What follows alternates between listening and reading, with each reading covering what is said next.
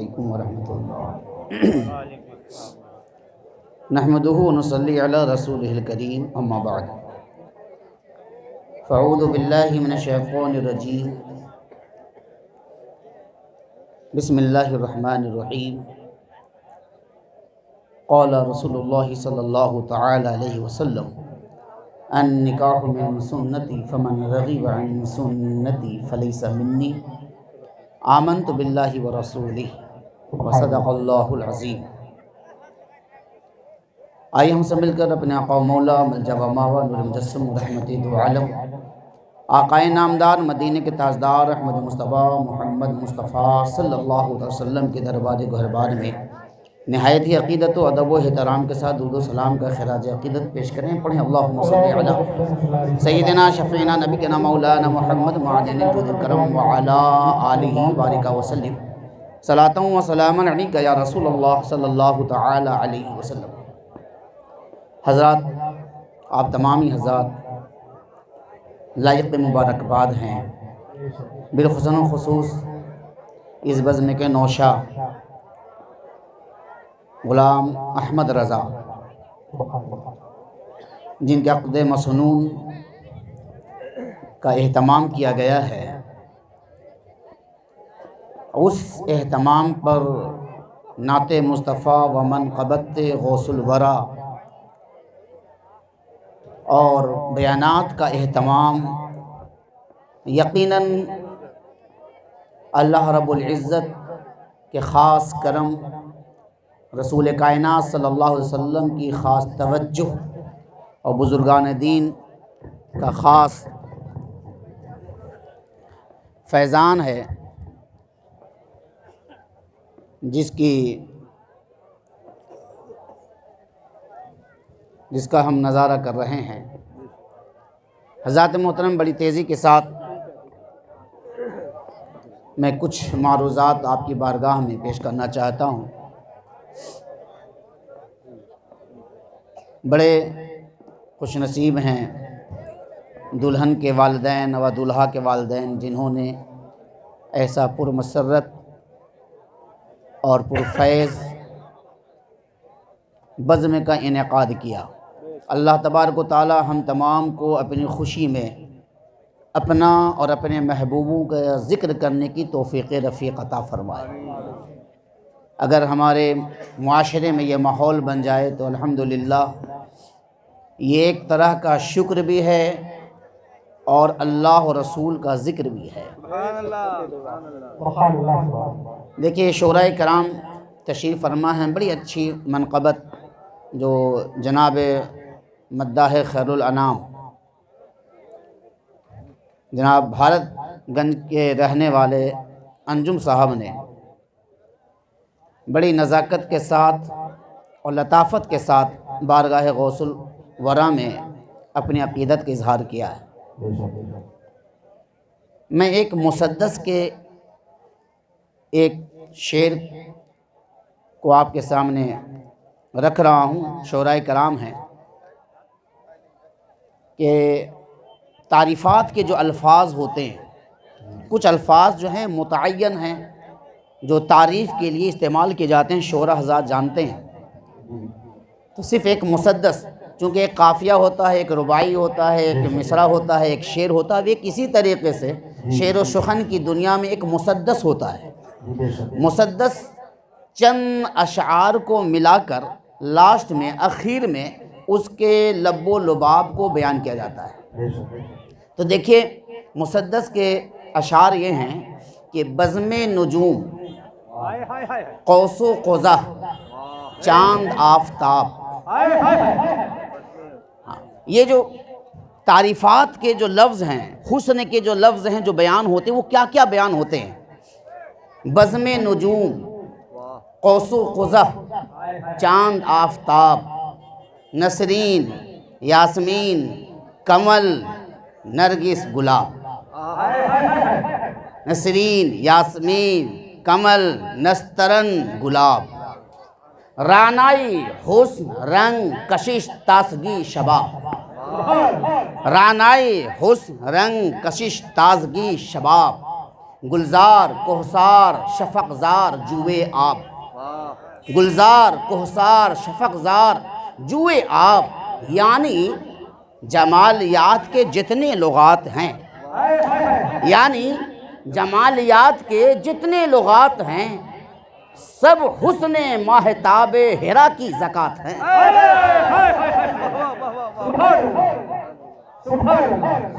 یعنی جمالیات کے جتنے لغات ہیں، یعنی جمالیات کے جتنے لغات ہیں سب حسن ماہتاب ہرا کی زکوٰۃ ہیں، سب حسن ماہتاب ہرا کی زکوٰۃ ہیں۔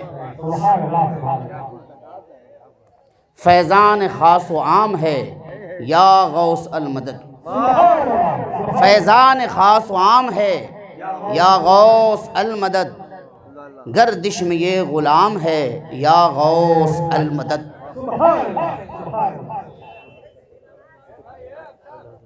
گردش میں یہ غلام ہے یا غوث المدد، اور پوشیدہ آپ سے تو نہیں دل کے کیفیات، پوشیدہ آپ سے تو نہیں دل کے کیفیات، حد سے فزوں علام ہے یا غوث المدد۔ اور چوکھٹ کی خاک چوم کے پلکوں پہ سجاتا، چوکھٹ کی خاک چوم کے پلکوں پہ سجاتا، ارمان صبح و شام ہے یا غوث المدد، ارمان صبح و شام ہے یا غوث المدد۔ اور ولیوں کے دوش پاک پہ ہیں آپ کے قدم، ولیوں کے دوش پاک پہ ہے آپ کے قدم، کتنا بلند مقام ہے یا غوث المدد، کتنا بلند مقام ہے۔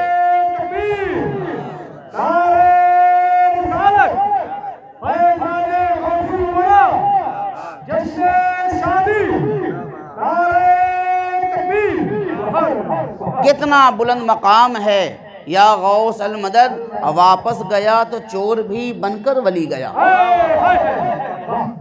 واپس گیا تو چور بھی بن کر ولی گیا، فیض و کرم انعام ہے یا غوث المدد، فیض و کرم انعام ہے یا غوث المدد۔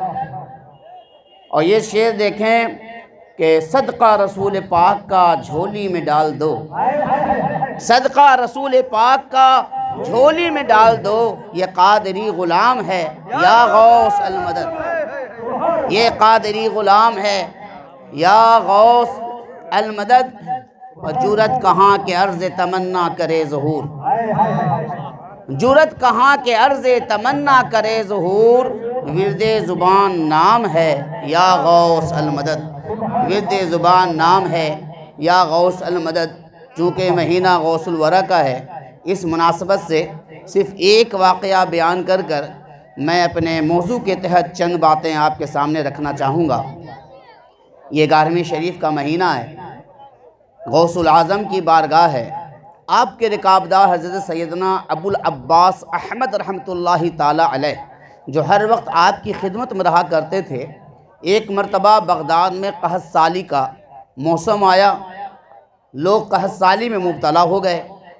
حضرت رکابدار ابو العباس احمد رحمۃ اللہ علیہ بارگاہ غوثت معاب میں حاضر ہوئے، عرض کرنے لگے، حضور آپ کا یہ غلام بڑی مجبوری میں اور پریشانی میں آ گیا ہے، گھر میں کھانے کو کچھ نہیں ہے، اہل و عیال والا ہوں، بال بچوں والا ہوں، اور کچھ بھی نہیں ہے۔ غوث العظم رضی اللہ تعالیٰ عنہ نے چند سیر گیہوں عطا فرمایا اور کہا اسے اپنے گھر میں جا کر مٹکے میں رکھ دینا، اوپر سے بند کر دینا، نیچے سے سوراخ کر دینا، اس میں سے نکالتے جانا اور اپنے گھر کے خراجات پورے کرتے جانا۔ غوث العظم رضی اللہ تعالیٰ عنہ کا وہ وفادار مرید چند سیر گیہوں لے کر آیا، حکم کی تعمیل کرتے ہوئے اسے رکھ کر اوپر سے بند کر دیا، نیچے سے تھوڑا سا سوراخ کیا، روزانہ نکالتے جاتے کھاتے جاتے، روزانہ نکالتے جاتے کھاتے جاتے، 5 سال کا عرصہ گزر گیا، نکالتے جاتے کھاتے جاتے۔ اس لیے کہ غوث العظم نے کیا فرمایا تھا کہ یہ لے جاؤ اور کھا لو، یہ نہیں کہا تھا، کیا کہا تھا؟ لے جاؤ اور کھاتے رہو، لے جاؤ کھاتے رہو۔ اب غوث العظم کے مرید نکالتے جا رہے ہیں، کھاتے جا رہے ہیں۔ حال یہ ہوا کہ شروع میں جب ایک ہفتہ نکالتے گئے اور کھاتے گئے تو انداز تو چل گیا کہ یہ وہ متعین سیر گیہوں نہیں ہے جو میں کھا رہا ہوں، وہ تو اتنے تھے جو چند دن میں ختم ہو جانے تھے، اور جب یہ ختم نہیں ہو رہا ہے تو پھر ہم بخیلی سے کام کیوں لیں؟ کیوں نہ ہم خود بھی کھائیں، لوگوں کو بھی کھلائیں۔ تب انہوں نے کیا کیا کہ خود بھی کھانے لگے اور لوگوں کو کھلانے بھی لگے، پڑوسیوں کو بلانے لگے، مہمان کو بلانے لگے، دعوتیں دینے لگے۔ فرمایا اپنے بیوی سے کہ اب دیگ نہیں، دیگچی نہیں، اب دیگ چڑھاؤ، دیگچی نہیں، دیگ چڑھاؤ۔ اس واقعے سے پتہ یہ چلتا ہے کہ غوث العظم کے لنگر کا دیگ یہ آج سے نہیں ہے، غوث العظم کے زمانے سے دیگ چل رہا ہے، آپ کے لنگر کا سلسلہ اسی وقت سے شروع ہے۔ فرمایا دیگچی نہیں، دیگ چڑھاؤ، دیگ چڑھایا گیا، بناتے جاتے، نکالتے جاتے، کھاتے جاتے۔ 5 سال کا عرصہ جب گزر گیا تو ایک مرتبہ آپ باہر گئے، آپ کے بیوی کو خیال آیا کہ نہ جانے اب کتنا بچا ہے، نہ جانے اب کتنا بچا ہے۔ کھولا اور دیکھ لیا، جب دیکھنا تھا کہ 7ویں دن ختم ہو گیا، 7ویں دن ختم ہو گیا۔ بارگاہ غوث المعاب میں غوث العظم کی بارگاہ میں پہنچے، عرض کیا حضور واقعہ یہ ہے 5 سال سے آپ کے دیے ہوئے گیہوں سے ہم خود بھی کھا رہے ہیں، لوگوں کو بھی کھلا رہے ہیں، لیکن میری بیوی نے یہ حرکت کی ہے، حال یہ ہوا ہے کہ 7 دن میں ختم ہو گیا ہے۔ غوث العظم رضی اللہ عنہ فرماتے ہیں کہ اے ابو العباس، اگر تو اس میں نہ جھانکتا، اگر اسے نہ دیکھا جاتا تو کیا تیری نسلیں کھاتی رہتی ہیں اور یہ کبھی ختم نہیں ہوتا۔ یہ غوث العظم کی بارگاہ ہے، جو وہاں سے عطا کر دیا جاتا ہے وہ پھر محدود نہیں ہوتا، بلکہ وہ سلسلہ چلتا رہتا ہے اور اس کا فیض جاری رہتا ہے۔ حضرات محترم، آج ہم ایک ایسی محفل میں ہم آ کر بیٹھے ہیں جو نکاح اور عقد مسنون کا اہتمام کیا گیا ہے۔ حضرات محترم، اس تعلق سے ہمیں یہ چاہیے کہ ہم اپنے آپ کو بیدار کریں، اپنے آپ کو روشن خیال بنیں اور تاریک ذہن والوں کا پیچھا چھوڑیں۔ یہ ایک مغربی تہذیب کو لوگ روشن خیال کہا کرتے ہیں، حالانکہ ہماری زبان میں انہیں ہم تاریک ذہن کہتے ہیں۔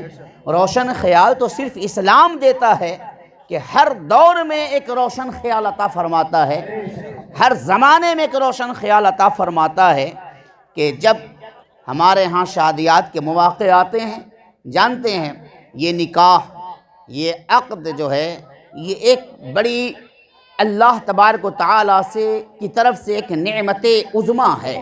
جس طریقے سے گھر میں اولاد پیدا ہوتی ہے اور آپ کے گھر میں خوشیاں ہوتی ہیں، اسی اولاد کے توسط سے یہ ایک موقع آتا ہے جو آپ اپنے بچیوں اور بچوں کے شادی کا اہتمام کرتے ہیں۔ یہ ایک نعمت ہے جو اللہ تبارک و تعالیٰ اسلام کے ذریعہ مجھے عطا فرمایا ہے۔ تو جب اللہ تبارک و تعالیٰ نے اس نعمت کو عطا فرمایا ہے تو اس نعمت کا ہم شکر ادا کریں، اور نعمت کا شکر ادا کرنے کا طریقہ یہ ہے کہ جب اس نعمت کا شکر ادا کریں تو اللہ و اللہ کے رسول کا ذکر کریں۔ کوئی بات اور کوئی فعل، کوئی کردار ایسے نہ ہوں جو اللہ و اللہ کے رسول کو ناراض کرتا ہو، اللہ و اللہ کے رسول کے دیے ہوئے شریعت میں قدغن لگاتا ہو، اس دین میں اپنی طرف سے کچھ ڈالنا چاہتا ہو۔ جب ہمارے نکاح کی باری آتی ہے تو آپ بتائیے، آپ کے گھر میں جب بچہ پیدا ہوتا ہے تو آپ نے دیکھا ہوگا کہ وہ بچہ سنیچر کو بھی پیدا ہوتا ہے، اتوار کو بھی پیدا ہوتا ہے، پیر اور منگل، جمعرات اور جمعہ کو بھی پیدا ہوتا ہے، وہ مہینہ کے 1 تاریخ، 2 تاریخ، 3 تاریخ کو بھی پیدا ہوتا ہے۔ آپ کا اس میں کوئی اختیار نہیں ہے بچہ کب پیدا ہوگا، بلکہ یہ اللہ کے اختیار میں ہوتا ہے کہ میں عطا کرنے والا ہوں، چاہے تو صبح کو عطا کروں، چاہے شام کو عطا کروں، چاہے 1 تاریخ کو عطا کروں، چاہے 30 تاریخ کو عطا کروں، چاہے دن میں عطا کروں، چاہے رات میں عطا کروں۔ جب بچے کے پیدائش میں آپ کا اختیار نہیں ہے کہ بچہ کب پیدا ہوا، بچہ کسی دن بھی پیدا ہوتا ہے اور اس دن کو آپ اچھا سمجھتے ہیں اور یہ نہیں کہتے آج کے دن میرا بیٹا پیدا ہوا ہے اس لیے میں بیٹا اچھا نہیں ہے، آج کے وقت پیدا ہوا ہے اس لیے میرا بیٹا اچھا نہیں ہے، آج کی تاریخ میں بچہ پیدا ہوا ہے اس لیے میرا بیٹا اچھا نہیں ہے۔ کیا کوئی کہتا ہے کہ 13 تاریخ کو بیٹا پیدا ہوا ہے اس لیے بیٹا اچھا نہیں ہے، 23 کو پیدا ہوا ہے اس لیے اچھا نہیں ہے، 3 کو پیدا ہوا ہے اس لیے اچھا نہیں ہے؟ بچہ کبھی بھی پیدا ہوتا ہے آپ اسے پیار کرتے ہیں، آپ اسے کلیجے سے لگاتے ہیں، جب یہی بچے کی شادی آتی ہے تو آپ کو 3-13 کیوں کھٹکنے لگتا ہے؟ آپ کو 9-18 کیوں کھٹکنے لگتا ہے؟ آپ کو 9 خراب کیوں لگتا ہے؟ آپ کو 18 کیوں خراب لگنے لگتا ہے؟ آپ کو 3 اور 13 پر آپ کو نحوست کیوں آنے لگتی ہے؟ یہ بچہ تو 13 ہی کو پیدا ہوا تھا، یہ بچہ تو 9 کو پیدا ہوا تھا، یہ بچہ تو 18 کو پیدا ہوا تھا۔ انبیاء کرام یہ 9، 3، 13 میں پیدا ہوئے ہیں، یہ اولیاء کرام نہ جانے کتنے اولیاء کرام 3، 13، 9، 18 کو پیدا ہوئے ہیں۔ آپ کا بچہ گھر میں پیدا ہوا، ممکن ہے کہ آپ بھی اسی تاریخ میں پیدا ہوئے ہوں، تو بتائیے آپ کا اپنے بارے میں کیا خیال ہے؟ آپ کا اپنے بارے میں خیال ہے؟ اللہ تعالیٰ کبھی کچھ کام اپنے اختیار سے، جبکہ کل کام اللہ کے اختیار میں ہے، لیکن کل کو کچھ اپنے اختیار میں رکھتا ہے اور کچھ بندوں کو اختیار دیتا ہے، دیکھیں میرے بندے کرتے کیا ہیں۔ تو اللہ نے پیدائش کا اپنے اختیار میں رکھا اور دیکھا کہ بندے خوش ہو رہے ہیں، اور جب اسی بندے کے ہاتھ میں اختیار دیا کہ شادی کا تاریخ تم طے کرو، تو آپ نے 9 کو برا کہنا شروع کر دیا، 23 کو برا کہنا شروع کر دیا۔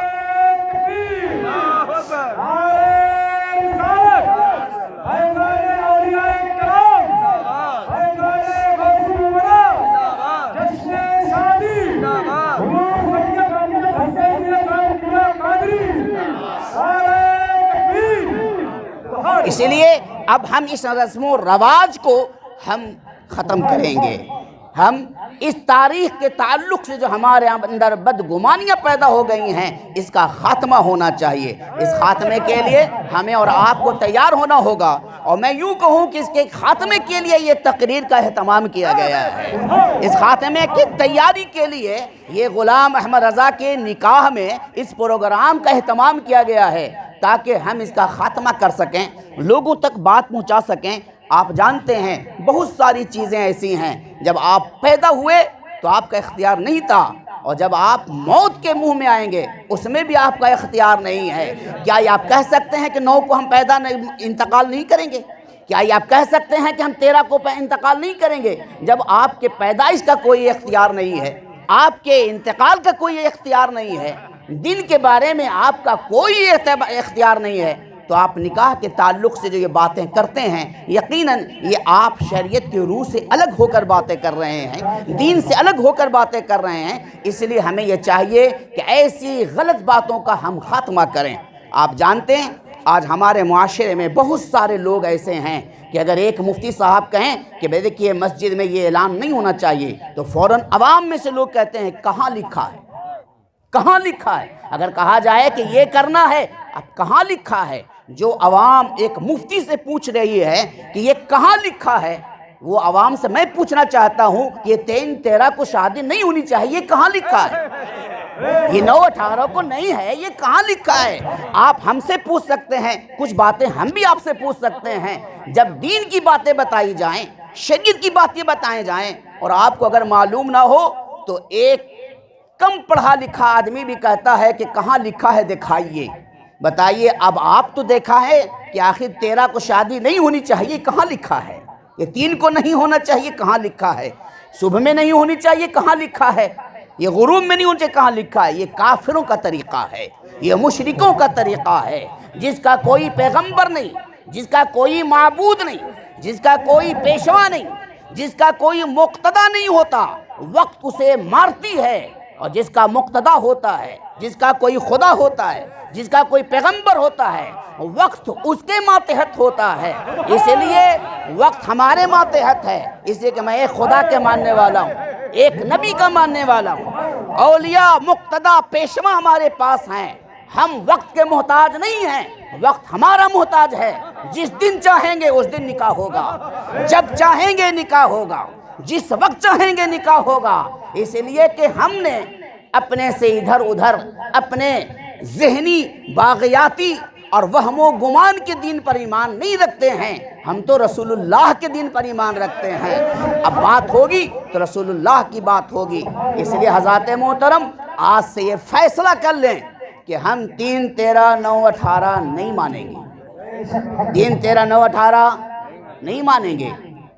3 13 9 18 میں نہ جانے کتنے بزرگوں کی عرسیں ہوتی ہیں، نہ جانے کتنے جلسے ہوتے ہیں، تو اس لیے یہ غیر اعتباری بات ہے۔ ایک دوسری بات یہ کہ شادی کے جب تاریخ رکھنے والے جو لوگ ہیں دیکھتے ہیں، کہتے اچھا دیکھیے کہ اس میں عقرب تو نہیں ہے، نحس تو نہیں ہے، ستارہ مل رہا ہے کہ نہیں مل رہا ہے۔ کمال کی بات ہے، بھائی بھائی نہیں مل پا رہے ہیں، ستارہ ملا رہے ہیں، پڑوسی پڑوسی نہیں مل پا رہے ہیں، ستارہ ملا، زمین میں رہ کے آسمان کا ستارہ ملا رہے ہیں، اور ایک گھر سے دوسرے گھر میں آپس میں مل نہیں پا رہے ہیں، اور چلے کہاں ہیں؟ ستارہ ملانے۔ یہ ایک غلط خیال ہے، کوئی ستارہ ملے، ستارہ الگ ہے، ہم الگ ہیں، ستارہ ہمارے لیے بنایا گیا ہے، ہم اس کے لیے نہیں بنائے گئے، ستارہ ہمارے لیے بنایا گیا ہے، چاند سورج ہمارے لیے بنائے گئے ہیں، ہم کو اس سے کیا مطلب وہ کہاں ہے، ہمیں اس سے کیا مطلب، ہمیں جہاں رسول نے رکھا ہمیں وہاں ہونا چاہیے، جہاں دین نے مجھے رکھا ہمیں وہاں ہونا چاہیے، وہ کہاں ہے ہمیں اس کا جواب نہیں دینا ہے، ہمیں اپنا جواب دینا ہے۔ اس لیے اس پر توجہ نہ دیں کہ اقرب ہے کیا ہے۔ اب میں آپ کو بتانا چاہتا ہوں، ایک باپ کے 2 بیٹے دونوں ولی تھے، چھوٹے بھائی نے ہجرت کرنا چاہا تو کہا کہ بھائی میں ہجرت کرنا چاہتا ہوں، آپ بتائیں کہ یہ بغداد ہے، یہ مصر ہے، یہ یمن ہے، یہ شام ہے، ان میں سب سے اچھی جگہ کون سی ہے جہاں میں سکونت پذیر ہو جاؤں، جہاں میں ٹھہر جاؤں؟ تو بڑے بھائی نے کیا لکھا، کیا جواب دیا جانتے ہیں؟ بڑے بھائی نے جواب دیا کہ میرے بھائی جگہ تو کوئی اچھی نہیں ہوتی، تم جہاں چاہو وہاں جاؤ، تم اچھے بن جاؤ، تمہاری وجہ سے جگہ اچھی بن جائے گی، تمہاری وجہ سے جگہ اچھی بن جائے گی۔ اب آپ غور کریں، آپ غور کریں، یہی مدینہ پہلے یثرب تھا، یہی مدینہ پہلے یثرب تھا، نبی آئے تو مدینۃ المنورہ بن گیا، مدینۃ المنورہ بن گیا۔ آپ راجستھان کے اس اجمیر کی زمین کو کیا کہیں گے؟ وہ کون سے باغات اور کون سے چمن اور کون سی وہاں ہستیاں رہتی تھیں، کوئی نہیں جانتا تھا اجمیر کیا ہے، لیکن ایک اللہ کا ولی آیا، آنے کے بعد اپنے قدم لزوم سے ایسا سرفراز فرمایا کہ وہ اجمیر شریف بن گیا، پہلے نہ تھا، آنے والے نے اسے شریف بنایا ہے۔ اس لیے حضرات محترم آپ تاریخ نہ دیکھیں، آپ تاریخ نہ دیکھیں۔ ایک شخص نے کہا کہ میرے بھائی جان اچھا یہ بتائیے کہ کون سا دن اچھا ہے، میں فلاں کام کرنا چاہتا ہوں، کون سا دن اچھا ہے؟ جانتے اللہ کے ولی نے کیا جواب دیا کہ سنو میرے بھائی، وہ دن بہت خراب ہے جس دن تمہاری نمازیں قضا ہوتی ہیں، وہ دن تمہارا خراب ہے جس دن تمہاری نمازیں قضا ہوتی ہیں، اور وہ دن تمہارے لیے اچھا ہے جس دن ساری نمازیں ادا ہوتی ہیں۔ تو دن خراب اور دن اچھا از خود نہیں ہوتا ہے، اسے ہم کبھی اپنے غلط کاموں کی وجہ سے اس دن کو خراب کر دیتے ہیں، اور کسی دن کو ہم اچھے کام کی وجہ سے ہم اسے اچھا کر دیتے ہیں۔ جمعہ کے دن کوئی شراب پی لے تو کیا وہ جمعہ کا دن اس کو فائدہ دے گا؟ نہیں فائدہ دے گا۔ اور بدھ کے دن کوئی روزہ رکھ لے، حرام کاری سے بچ جائے اور رات بھر قیام کرے تو جانتے ہیں وہ بدھ کا دن بھی اس کے لیے کارآمد ہو جائے گا۔ تو پتہ کیا چلا کہ آپ شادی کے لیے تاریخ کیلنڈر پہ نہ ڈھونڈیں، جس دن چاہیں تاریخ طے کر لیں۔ اب اس دن کو اچھا بنانا ہے، اس دن کو اچھا بنانا ہے تو کیسے بنائیں گے؟ شروع سے لے کر اخیر تک سنت مصطفیٰ پہ عمل کریں گے، وہ دن اچھا بن جائے گا، وہ دن اچھا بن جائے گا۔ آپ جمعہ کی تاریخ کا تعین کرتے ہیں اور ڈھول اور باجے اور سارنگی کے ساتھ ناچ اور گانے کرتے ہیں۔ اگر آپ کو ناچ گانا ہی کرنا تھا تو جمعہ کا دن کیوں رکھا تھا؟ آپ کو ناچ اور گانا ہی کرنا تھا تو مبارک مہینہ 11ویں کا کیوں رکھا تھا؟ آپ نے مہینہ کیوں دیکھا تھا؟ آپ نے دن کیوں دیکھا تھا؟ آپ نے تاریخ کیوں دیکھا تھا جب یہ کرنا تھا؟ اگر آپ کو اللہ و اللہ کے رسول کی اطاعت فرما برداری کرنی ہوتی تو پھر دیکھتے کہ ہاں ہم اچھے کام کریں گے، دیکھیں وہ دن بھی مبارک ہے کہ نہیں، تو وہ آپ کا مبارک دن اچھے کام کی وجہ سے اور مبارک ہو جاتا، اور مبارک ہو جاتا۔ اس لیے جس دن مل جائے اس دن آپ نکاح کی تاریخ طے کریں۔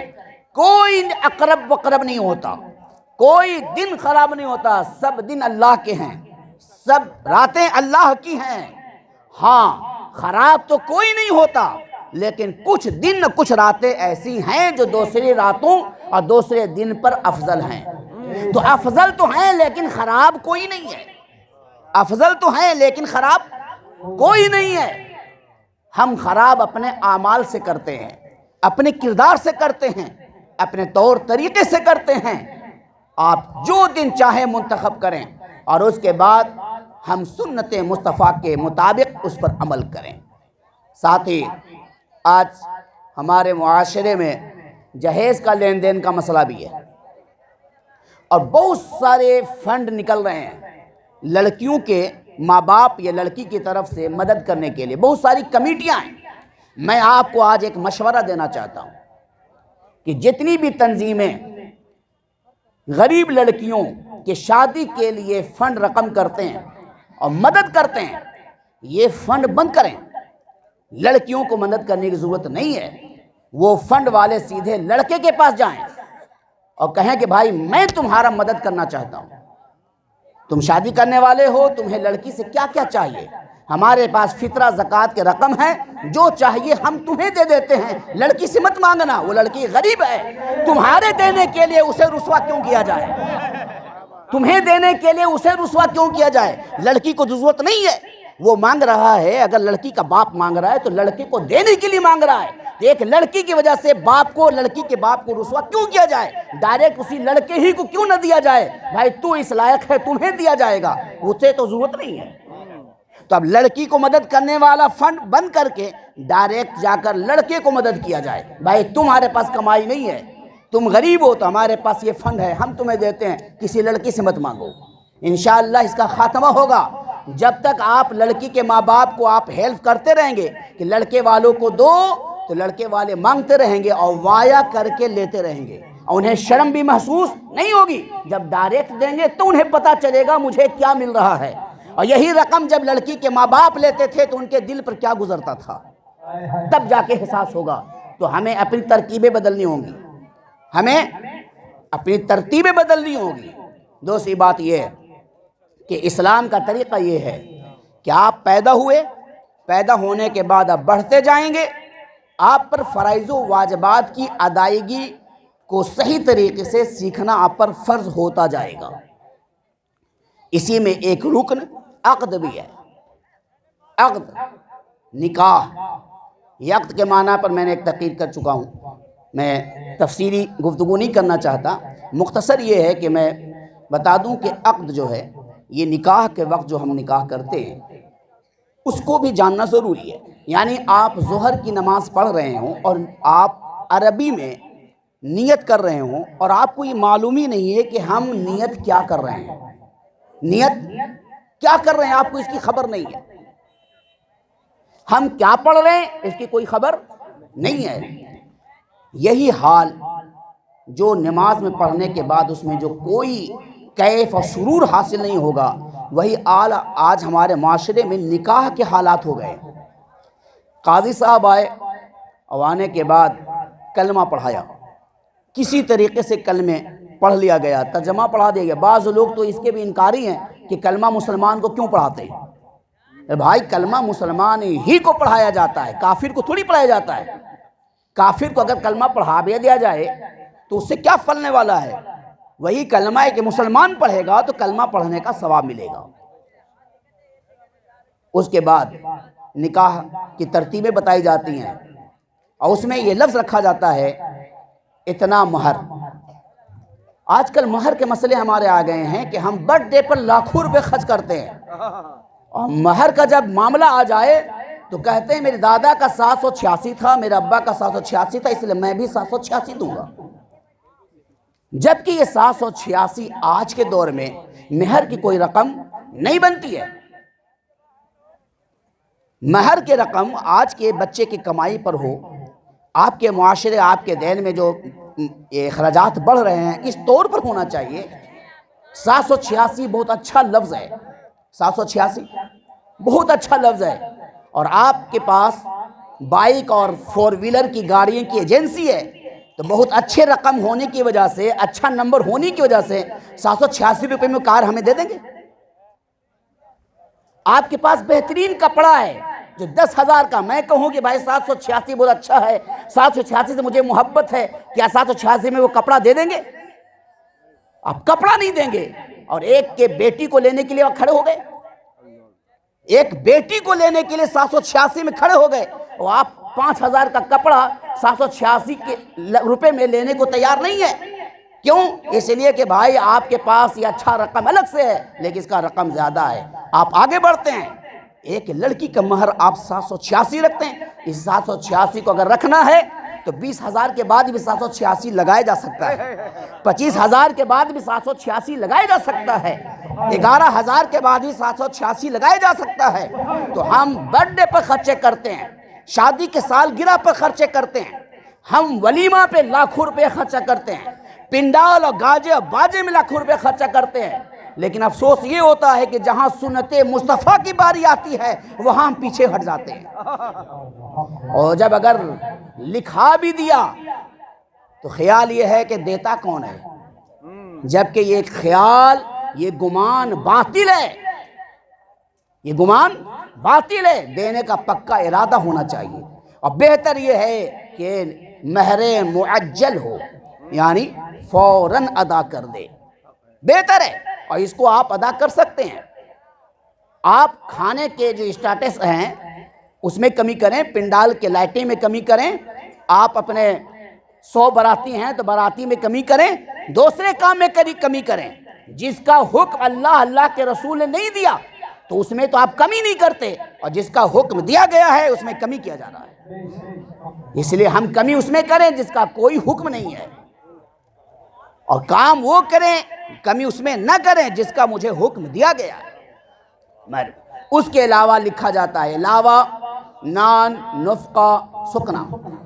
قاضی صاحب بولتے ہیں نا، علاوہ نان، نفقہ، سکنا، اور دولہا بیچارہ کہتا ہے قبول ہے، قبول ہے، قبول ہے۔ اسے پوچھئے کہ نان کسے کہتے ہیں، نفقہ کسے کہتے ہیں؟ کتنی بڑی بات ہے، وہ قبول کر گیا اور اسے پتہ ہی نہیں ہے کہ ہم کس بات پہ ہاں ہاں کہہ رہے ہیں، ہم کس بات پر ہاں ہاں کہہ رہے ہیں، ہم نے کتنی بڑی ذمہ داری لے لی ہے، کیا کیا میں نے قبول کر لیا ہے، اس دولہے کو معلوم نہیں ہے۔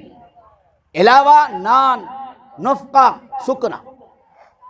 نان جانتے ہیں کسے کہتے ہیں؟ نان بنی ہوئی روٹی کو کہتے ہیں، نان بنی ہوئی روٹی کو کہتے ہیں، آٹے کو نان نہیں کہتے، گیہوں کو نان نہیں کہتے۔ اور وہاں کیا کہا گیا ہے؟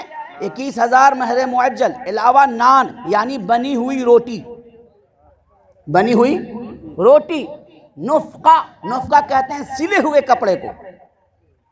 سکنا، سکنا کہتے ہیں وہ مکان جو آپ کو دھوپ اور بارش سے بچا لے۔ تو آپ نے کیا ذمہ داری لی کہ اتنا مہر ادا کریں گے، بنی ہوئی روٹی کھلائیں گے، نان کھلائیں گے، نفقہ سلا ہوا کپڑا پہنائیں گے، سکنا بنا ہوئے مکان پر ہم تمہیں رکھیں گے۔ اس پر آپ نے کہا ہے قبول ہے، قبول ہے، قبول ہے، اور آپ نے بھرے مجمع میں کہا ہے۔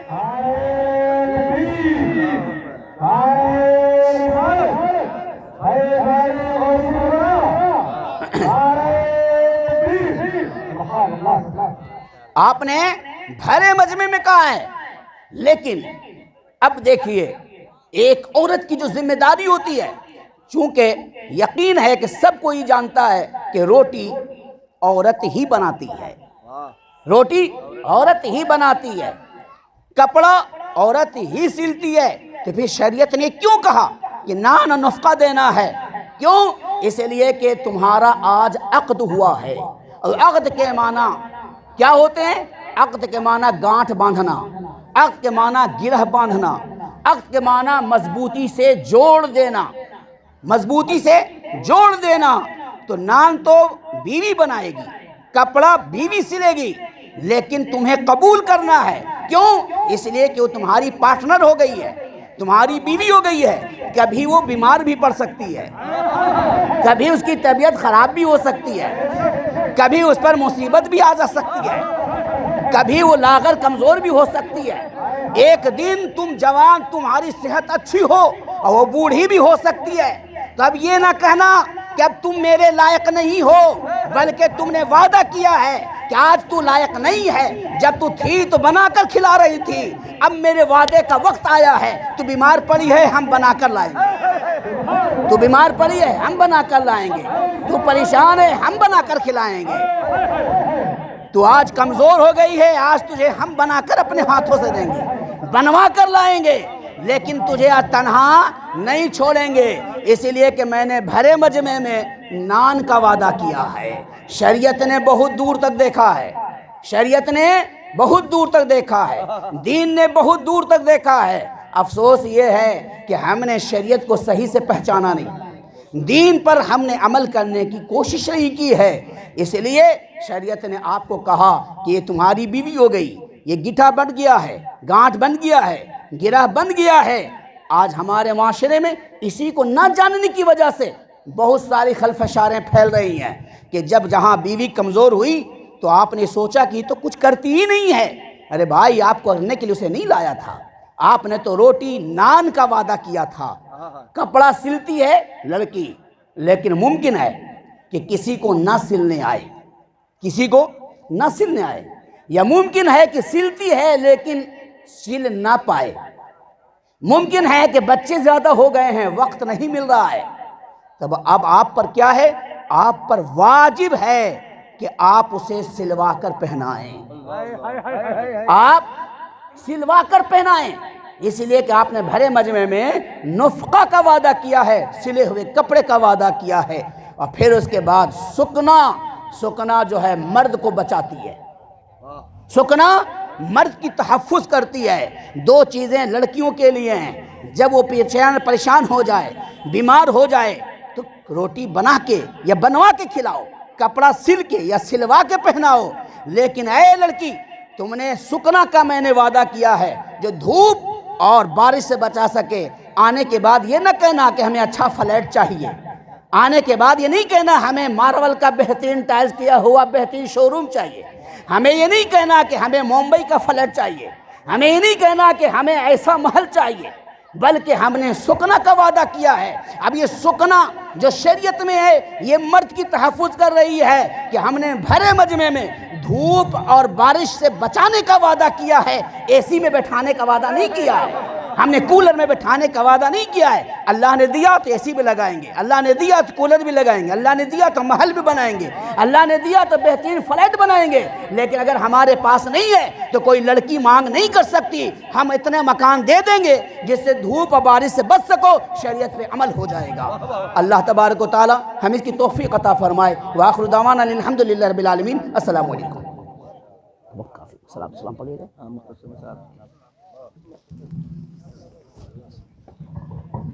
مصطفیٰ